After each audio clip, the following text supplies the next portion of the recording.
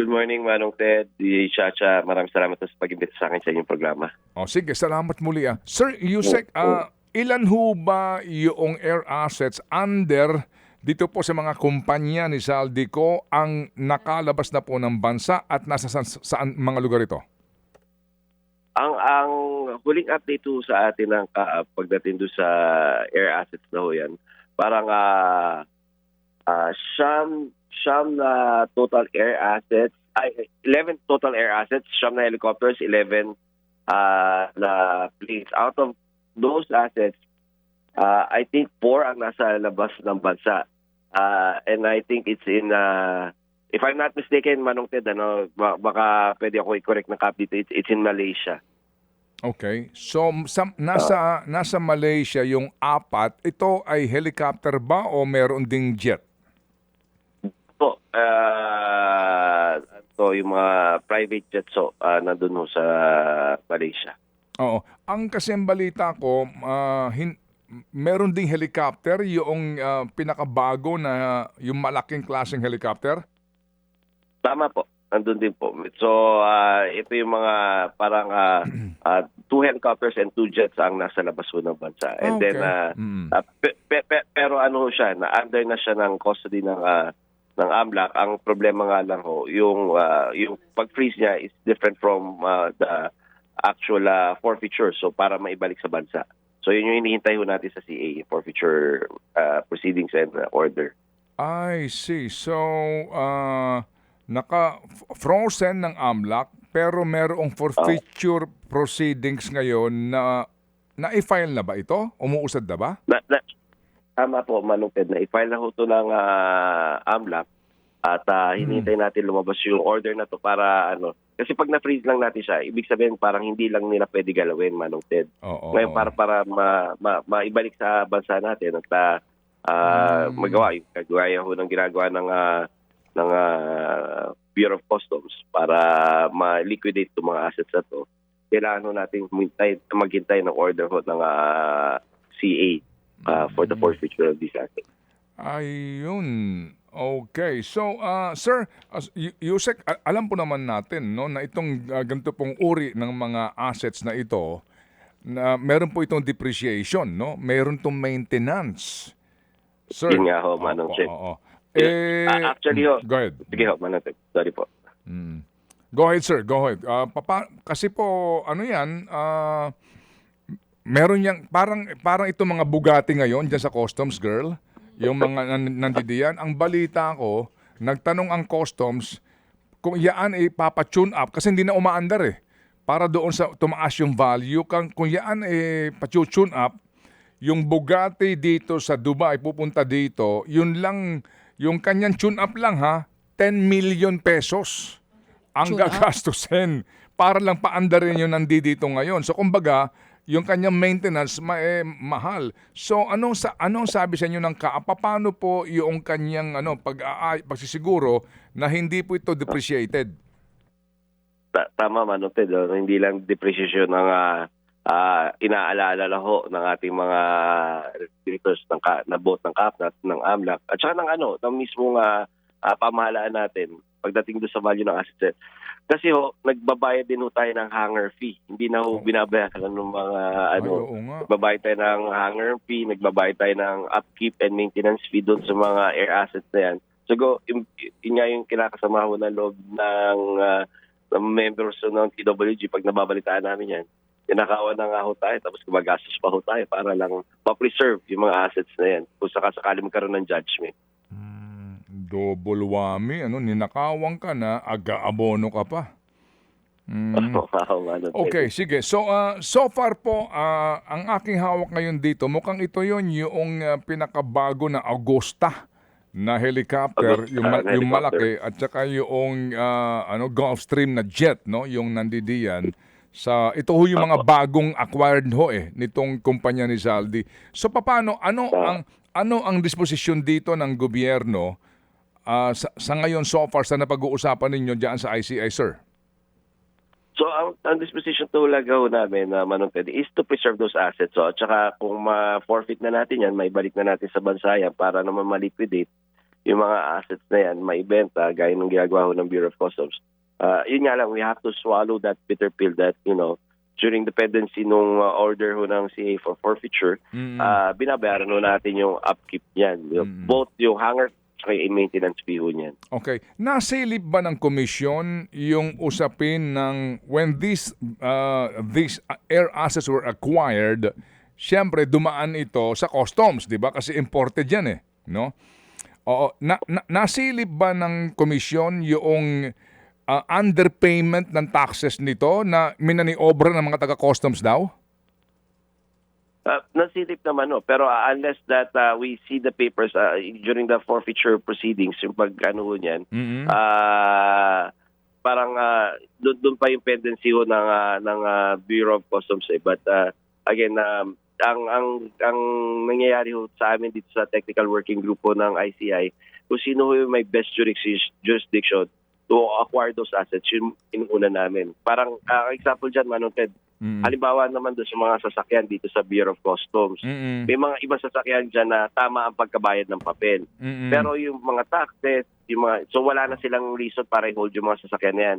Ipapasa na ngayon nila doon sa BIR. Kasi naman yung mga may-ari naman ng mga sasakyan na yan, kung nagbayad ba talaga ng taxes or may mga levy and district na proceedings na pwede against them, para patuloy namin mahawakan itong mga assets na to. So I think that's what's happening here then, na dahil na-freeze muna ni AMLAC, hindi muna nagpo-proceed si Bureau of Customs into their own proceedings with regards to the forfeiture of these assets pagdating naman sa non-payment ng duties and taxes nila. Kasi nga another way to attack the situation, no? Opo. Ganito. Opo. So malibang kay Zaldico, if you're at liberty to tell us, meron pang ibang mga sangkot dito sa nakawan na ito na may mga air assets Meron ka bang informasyon, totoo nga yun, na yung mga ilang mga halimbawa, congressman, na yung kanyang air assets naka-freeze na rin? Tama, Manong Ted. We have from the listahan that the list that they gave the members, so para i-check sa mga individual members kung may mga assets na are with them. So halimbawa yung mga bank deposits sa BSP, air assets sa CAAP, pati ho ang marina para do sa mga water assets kasi parang yung nakita natin, even some of the companies owned by former Congressman ko sa Misibis Bay Corporation owns some water assets as well.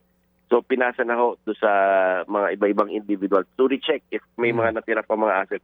We're dealing with 140 individuals and 300 corporations, Manong Ted. So hingi rin ho kami ng paumanhin din para thoroughly ma-check namin. Pero what I can confirm is may mga air assets na tinitingnan tayo at saka mga water assets na tinitingnan tayo involving some of those personalities po. Opo, hindi lang kay Zaldico, no? Hindi lang kay Zaldico. Hindi lang ho. Again, it's around 140 individuals and 300 corporations po. Okay, and then ang binabanggit mong water asset, ito na yung mga yate, no? Mga yate, mga speedboats, even yung mga bangka. Kung ano yung ang thinking ko kasi ng ICITWG, Manong Ted, lahat ng assets, ang sabi nga ho namin, what if yung involvement ng individual corporation na yan exceeds, or yung assets ng mga individuals na yan exceeds yung potential liability na.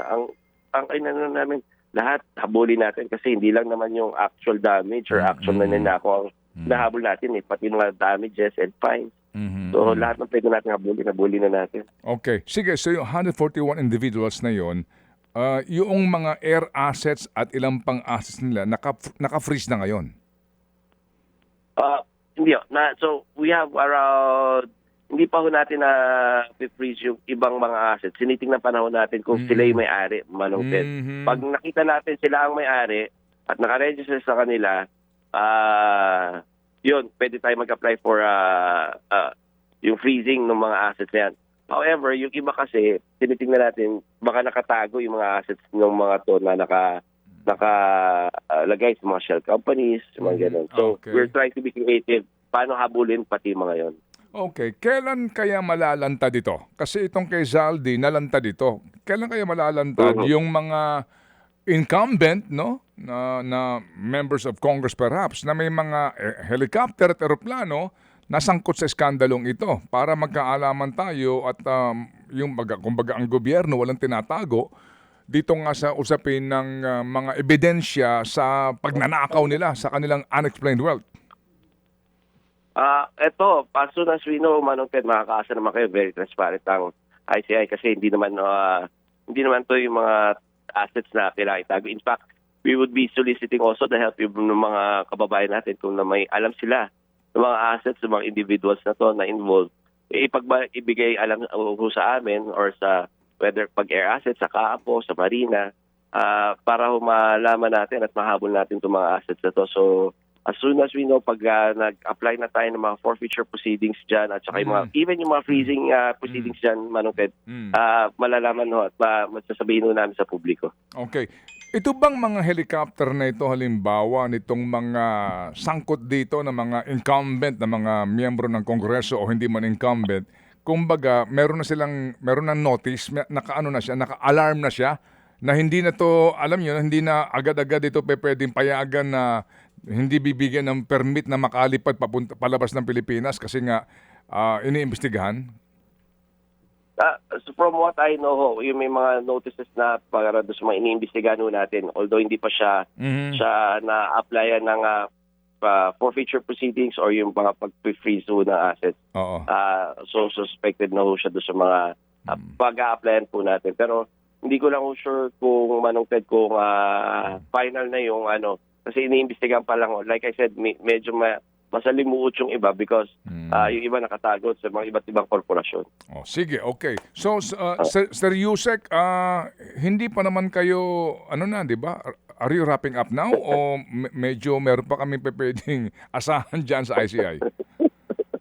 Kami naman sa TWG, ang usapan naman since ang TWG is the government arm na tumutulong sa ICI, nung nag-discuss kami nung meeting namin, I think our work can proceed regardless of the fate of yung current iteration ng ICI because yung asset recovery at saka preservation as well as yung pagtulong sa case build-up can be utilized ng ating ombudsman, ng ating Sandigan Bayan. Sige po. Salamat po ng marami sa inyo, Yusek, sa inyo pong ibinigay na informasyon. Ito inibigay sa amin ng pag-asa. Na may ginagawa po ang Estado para po makabawi ang bayan dito po sa ginawang ito ng pagnanakaw ng mga magnanakaw na ito, mga darambong ito. Salamat po, Yusek. Maraming salamat din po, Manong Ted. Good morning po. Mga kapatid, brothers and sisters, saan ka pa? Dito na tayo sa totoo. Dito na tayo sa True FM. Mga kapatid, mag-subscribe and follow po kayo sa social media accounts ng True Network PH. Yan po kami. Hanapin nyo lang True Network PH, Facebook, Instagram, YouTube, TikTok, and podcast.